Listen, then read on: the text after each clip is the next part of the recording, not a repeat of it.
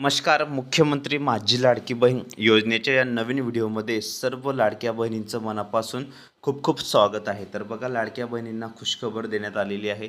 लाडक्या बहिणींसाठी KYC मधील त्रुटी ज्या आहेत, KYC मधील त्रुटी करता येणार सुधारणा दिली आहे आणि महिन्याभराची जी मुदतवाढ आहे ती करण्यात आलेली आहे. संपूर्ण माहिती आपण या व्हिडिओमध्ये बघणार आहोत, त्यामुळे सर्व लाडक्या बहिणींनी हा व्हिडिओ शेवटपर्यंत कंटिन्यू पूर्ण बघायचा आहे. चॅनलवर नवीन असल्यास चॅनलला लाईक करा, शेअर करा, नवीन असल्यास पटकन सबस्क्राईब करा. तर आपण व्हिडिओला सुरुवात करूया. बघा, तुमचा जो 21वा हप्ता आहे, 21वा हप्ता वाटप संदर्भात मोठी गुड न्यूज, मोठी अपडेट समोर आलेली आहे. त्यामुळे सर्व लाडक्या बहिणींनी हा व्हिडिओ शेवटपर्यंत कंटिन्यू पूर्ण बघायचा आहे. बघा, ठाणे येथील माझी लाडकी बहीण योजना राज्य सरकारच्या राबवली जात आहे. या योजनेअंतर्गत गरजू महिलांच्या बँक खात्यात 1500 रुपये जमा केले जातात. परंतु अनेक अपात्र लाभार्थ्यांची या योजनेचे अर्ज केले होते.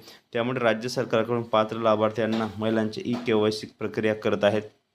या प्रक्रियेस राज्य सरकारने जी मुदतवाढ दिली आहे ती या निर्णयानुसार ज्यांनी KYC करताना पर्याय निवडताना नजर चुकीचे केले आहे त्यांना चूक सुधारता येणार आहे आणि त्यामुळे ठाणे जिल्ह्यासह राज्यातील सर्वच महिलांना याचा फायदा होणार आहे. बघा, मोठी अपडेट आहे आणि राज्य सरकारचा महिला व बालविकास विभागात अंतर्गत मुख्यमंत्री लाडकी बहीण योजना राबवली जाते. या योजनेत पात्र नसतानाही अनेकांना गैरफायदा घेत त्यांनी या योजनेचा लाभ घेतला आहे. त्यामुळे महिलांना अपात्र करण्याची प्रक्रिया केली जात आहे आणि पात्र लाभार्थ्यांना महिलांना 31 डिसेंबर 2025 पर्यंत KYC करून या माध्यमातून पडताळणी प्रक्रिया सुरू केली जाणार आहे.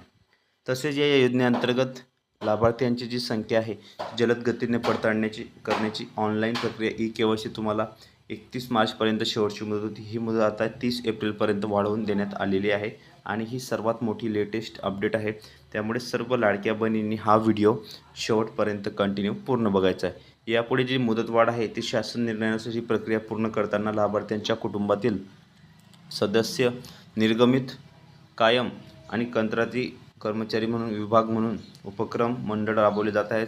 सरकार किंवा राज्य सरकारच्या स्थानिक स्वराज्य संस्थेमध्ये कार्यरत नसताना किंवा सेवानिवृत्तीनंतर निवृत्तीवेतन घेत असताना कसे याबाबतचा निर्णय पर्याय निवडताना चुकीचा पर्याय निवडण्यात आलेला आहे. लाभार्थ्यांनी महिलांना ऑनलाईन घेऊन मुदतवाढ आणि KYC करण्यात ही मोठी अपडेट देण्यात आलेली आहे.